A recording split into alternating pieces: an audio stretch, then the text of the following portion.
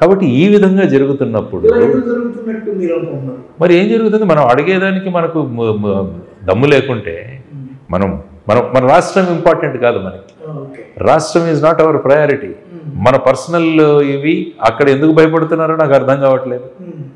Visakhapatnam steel plant ప్రైవేటీకరణ, మరి అప్పుడు కూడా ఏం మాట్లాడారు? సో ఈ విధంగా అక్కడి ప్రభుత్వానికి భయపడుతూ రాష్ట్రం యొక్క హితాన్ని తాకట్టు పెట్టిన వీళ్ళు ఎందుకు మాకు ప్రత్యేక హోదా తీసుకురాలేదని చెప్పి యువతరం ప్రశ్నిస్తున్నారు. ఇప్పుడు చెప్పమనండి వీళ్ళని ఎవరైనా. మళ్ళీ 2024 ఎలక్షన్ రాగానే పెట్టేస్తారు ప్రత్యేక హోదా తీసుకొస్తామని. మరి ఏం చేశారు? కాబట్టి ఇటువంటి బూటకపు రాజకీయాలు కాదు, నిజమైన రాజకీయాలు రావాలి అన్నది ప్రజల యొక్క కోరిక. ఆ విధంగా ఇటువంటి నిజాలు చెప్పాలి ప్రజలకి. అందువల్ల మేము చెబుతున్నాం ఏంటంటే ఇప్పటికైనా రండి అందరూ కలిసి వెళ్దాం. పార్టీలను వదిలేసి ఈ 2024 ఎలక్షన్ల ముందే మనం ప్రత్యేక హోదా తీసుకొద్దాం. ఒక ఎలక్షన్ నినాదం కాకుండా ఇది ప్రత్యేక హోదా సాధన సమితి ద్వారా మనం అందరం కలిసి పనిచేద్దాం రండి. ఉన్నాయి. చలసాని శ్రీనివాస్ గారు, సిపిఐ రామకృష్ణ గారు, తర్వాత ఇప్పుడు మధు గారు, ఇప్పుడు శ్రీనివాసరావు గారు, వీరంతా చేస్తున్నారు. వారితో కూడా మేమంతా జాయిన్ అయ్యాము. అందరం కలిసి అందరి పార్టీలను రమ్మంటున్నాం. వచ్చి ఢిల్లీలో కూర్చుందాం. ఏ విధంగా జల్లికట్టు తెచ్చుకున్నారో అక్కడ తమిళనాడులో, ఏ విధంగా రైతులు వాళ్ళు ఢిల్లీలో 1 సంవత్సరం కూర్చొని రైతాంగ బిల్లులు ఏదైతే వాపసు రిటర్న్ తీసుకునేటట్టు చేశారు, ఆ ఉద్యమ స్ఫూర్తి రావాలి ఇక్కడ.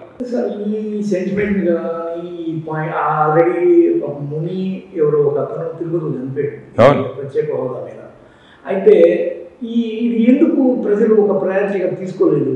ఏమైందంటే ప్రజల్లోంచి ఎందుకు పుట్టలేదు? ఇది అదే చెప్తున్నాను. ఇది ఎందుకంటే రాజకీయ పార్టీలు అన్నవి వాళ్ళకి ఈ విధంగా ప్రత్యేక హోదా అన్నది ముగిసిన అధ్యాయం అని వీళ్ళకి చెప్పేశారు.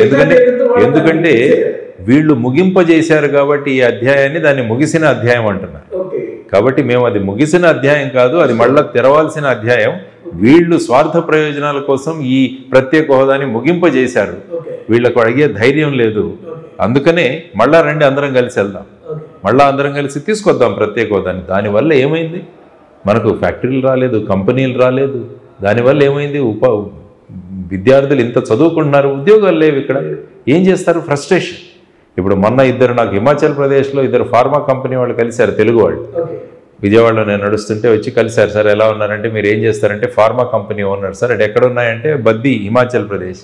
మీరు అక్కడ ఎందుకు పెట్టారంటే, సార్ అక్కడ స్పెషల్ స్టేటస్ ఉంది, అక్కడ మాకు కస్టమ్ డ్యూటీ లేదు, ఎక్సైజ్ లేదు, చాలా రాయితీలు ఉన్నాయి, మాకు కార్పొరేట్ ట్యాక్స్ లేదు. అదే ఇక్కడ పెట్టుకొని ఉంటే ఇక్కడ పిల్లలందరికీ ఉద్యోగాలు దొరికాయి. కాబట్టి దీని గురించి ప్రశ్నిస్తున్నాము. కాబట్టి ఇటువంటివి ఏవైతే ఉన్నాయో అందువల్ల ఇంత అప్పులు చేయాల్సి వస్తుంది రాష్ట్రం కూడా. మళ్ళీ అంత లేదు కదా, మనకు రెవెన్యూ ఏమీ లేదు ఇచ్చేవి. ఇక్కడ ఫ్యాక్టరీలు లేవు, ఎంటర్ప్రైజెస్ లేవు, ఐటీ లేదు. సో దానివల్ల ఏమవుతుంది? ఫైనల్గా తాకట్టు పెట్టి అప్పు తెచ్చుకొని మనం గడపాల్సిన పరిస్థితి వచ్చింది. కాబట్టి ఈ ఆత్మగౌరవం కూడా, ఆంధ్రుల ఆత్మగౌరవం కూడా మళ్ళీ దెబ్బతింది. సో వీటన్నిటినీ రంగరించుకొని మనం ఒక ఆల్టర్నేటివ్ రావాలని ప్రజలు అనుకుంటున్నారు, విద్యార్థులు అనుకుంటున్నారు. సో ఆ దిశగా మనం ముందుకెళ్తున్నాం. మీరు ప్రత్యేక హోదా అనేది ఇప్పటికి 10 ఈ జూన్ 24కి అయిపోద్ది 10 సంవత్సరాలు. మనం ఉమ్మడి క్యాపిటల్ కూడా సమాప్తం అవుతుంది. హైదరాబాద్ ఉమ్మడి క్యాపిటల్ 10 సంవత్సరాల కన్నా. అంటే 10 ఏళ్ళుగా ఇది రాలేదు. అంటే ఇది ఒక రకంగా చెప్పాలంటే ఒక తెలంగాణ రాష్ట్ర విభజన లాంటి ఒక సమస్య. దాన్ని 2-3 టర్ములుగా చాలా భారీ ఎత్తున తీసుకొని ఎన్నో బలిదానాలు చేసి అది ఒక సెంటిమెంట్గా మార్చి ఇది వస్తే మన తర్వాత మారుతుందన్న పెద్ద ఉద్యమం వచ్చింది. ఆ స్థాయిలో మీ పార్టీ కానీ, ఎందుకంటే మీరు కొత్తగా ప్రజల్లోకి వెళ్ళాలంటే మీకంటూ ఒక ఇది ఉండాలి కదా, ఆ స్థాయిలో మీరు ఎలాంటి ఇది పార్టీలకు అతీతంగా చేస్తున్నాం. ఇది ఒక ఇష్యూ. ఇది ఇష్యూ పార్టీలకు అతీతంగా కాదు, రాష్ట్రానికి కావాల్సి. ఇక పార్టీకి వచ్చేసరికి మేము మా మేనిఫెస్టో మేము తీసుకొస్తున్నాం. మేనిఫెస్టోలో అన్ని విషయాలు చెప్తున్నాం. అభివృద్ధి ఆధారంగా, ఉపాధి ఆధారంగా ఈ రాష్ట్రం ముందుకెళ్లాలన్నది మా కాన్సెప్ట్. అభివృద్ధి ఆధారంగా వెళ్ళాలి, ఉపాధి ఆధారంగా వెళ్ళాలి అన్నది ప్రధానమైన. గత 2 ఎన్నికలు జరిగినాయి, కర్ణాటక ఒకటి, తెలంగాణ ఒకటి. ఈ 2 ఎన్నికల్ని ఉచిత బస్సు ప్రయాణాలు, ఫ్రీ సిలిండర్లు లాంటి అట్టర్ క్లాస్ని కూడా టచ్ చేసి ఒక మామూలు మధ్య తరగతి కన్నా ఇంకా తక్కువ మనుషులను టచ్ చేసే విధమైన ఫ్రీ పాలసీ. అంటే ఇప్పటికే ఫ్రీ ఎక్కువైపోయిందని బాధపడుతున్న సమయంలో ఇంకా 2 ఫ్రీ, ఈ 2 ఫ్రీ కండిషన్స్లో మీరైతే దీన్ని ఎలా అనలైజ్ చేస్తారు? లేకపోతే మీ నుంచి ఇలాంటివి ఏమైనా ప్రజలకి ఆఫర్లు ఉన్నాయా? యాక్చువల్గా మనం సంక్షేమము ఉచితాలు వీటి మధ్య వ్యత్యాసం మనకు తెలియాలి. ఓకే.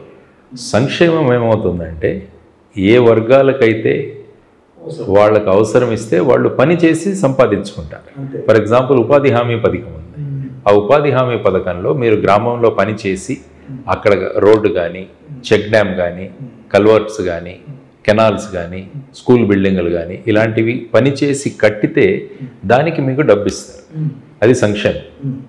అలా కాకుండా మీరు ఒక పర్టికులర్ సామాజిక వర్గానికి చెందిన వాళ్ళు కాబట్టి 45 సంవత్సరాలు మీకు నిండితే మీ అందరికీ 15,000 రూపాయలు ఇస్తామంటారు. అంటే ఇక్కడ ఏమీ చేయకుండా 45 సంవత్సరాల వాళ్ళు చేసే క్షమత ఉంటుంది, వాళ్ళలో శారీరక తత్వం కూడా ఉంటుంది. అటువంటి వాళ్ళను చేయనీయకుండా కేవలం వాళ్ళను ఓటర్లకు ఆకర్షించడానికి చేసే డబ్బుల ట్రాన్స్ఫర్ ఏదైతే ఉందో దాన్ని ఉచితాలంట. కాబట్టి జై భారత్ నేషనల్ పార్టీ సంక్షేమానికి వ్యతిరేకం కాదు, కానీ ఉచితాలు వద్దంట. ఈవెన్ ఇన్ కేస్ ఇవ్వాలనుకుంటే కూడా అవినీతిని కనుక ఆపగలిగితే మనం చాలా డబ్బు మన దగ్గర ఉంటుంది. మన దగ్గర సమస్య ఏంటంటే అవినీతి వల్ల సగం 50% మనం ఆటోమేటిక్గా సైఫన్ అయిపోతుంది. మైనింగ్ చూడండి, ఇప్పుడు వీటిలన్నిటిలో కూడా మనం స్ట్రిక్ట్గా చేయగలిగితే, అవినీతి కనుక ఆపగలిగితే మన దగ్గర ఆదాయం ఉంటుంది. ఆ ఆదాయం అప్పుడు మనం సంక్షేమానికి ఉపయోగించవచ్చు. అందువల్లే ఇప్పుడు నేషనల్ లెవెల్లో చర్చ జరుగుతుంది. సుప్రీంకోర్టులోనే అశ్విని కుమార్ ఉపాధ్యాయ గారికి పబ్లిక్ ఇంట్రెస్ట్ లిటిగేషన్ వేశారు. ఈ ఫ్రీ బీలు ఇవ్వకూడదు రాజకీయ పార్టీలు అంటే. అప్పుడు ఎలక్షన్ కమిషన్కు డైరెక్షన్ ఇవ్వడం జరిగింది. అందరి అభిప్రాయాలు కనుక్కుంటున్నారు కానీ అన్ని పార్టీలు మళ్ళా ఎలక్షన్లు రాగానే ఇది ఉచితం అది ఉచితం. ఈ ప్రస్తుత ప్రభుత్వం ఒక పిల్లవాడికి అమ్మఒడి ఇస్తే మేము ముగ్గురుంటే ముగ్గురికి ఇస్తామంటున్నారు.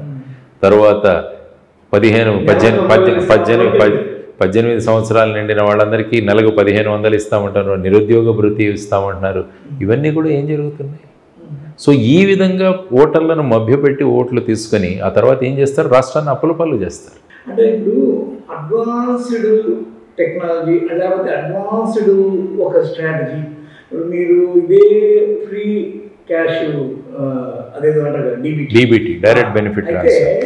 దీన్ని అసలు లోకేషే ఫస్ట్ కనుక్కున్నట్టు అతను అమలు చేయలేకపోయింది, ఇతను చూసి జగన్ తీసుకొచ్చినట్టు. అంటే ఇతను ఈ చేపలు పట్టడము నేర్పిస్తున్నాడు, మనం డైరెక్ట్గా చేపల పులుసు చేసి నోట్లో పెడితే సరిపోతుంది కదా అనే వరకు వచ్చాడు. దీన్ని కన్నా మించిపోతుందే కానీ కిందకు వస్తుందా? మీరు చెప్పినట్టు మళ్ళీ చేపల్ని విత్తనాలు వేసి అక్కడ చేపల్ని పండించి అక్కడ వరకు అసలు ఈ సొసైటీ వస్తుందా? ఇటు ముందుకెళ్తలేము కానీ ఈ వెనక్కి వచ్చి చూస్తుందా?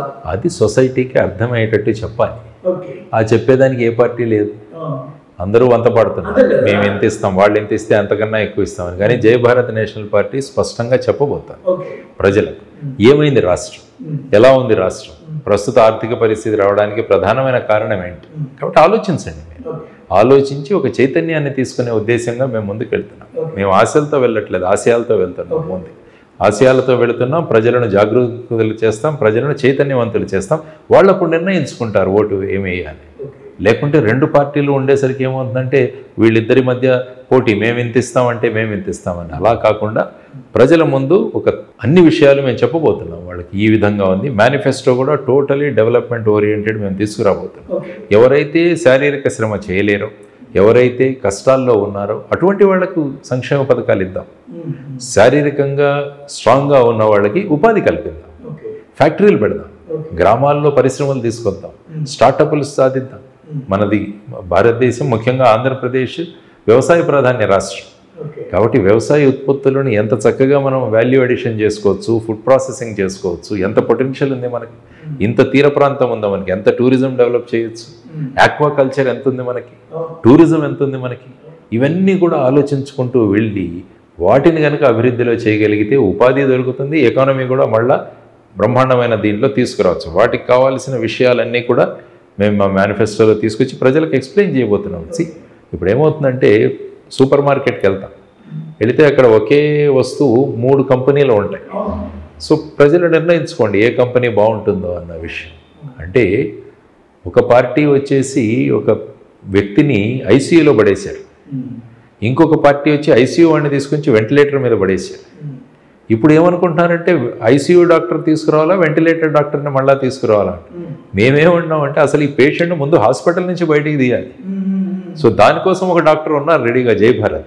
సో ఆ ఉదాహరణ మేము ఇచ్చి ప్రజలను తీసుకెళ్తాం ముందుకి. కాబట్టి ఎంతకు ముందు హాస్పిటల్లోనే ఉండాలని కోరుకుంటుంది రాష్ట్రం ఈ విధంగా వీళ్ళ వల్ల. సో పేషెంట్ను బయటికి తీసుకురావాలన్నది మా కాన్సెప్ట్.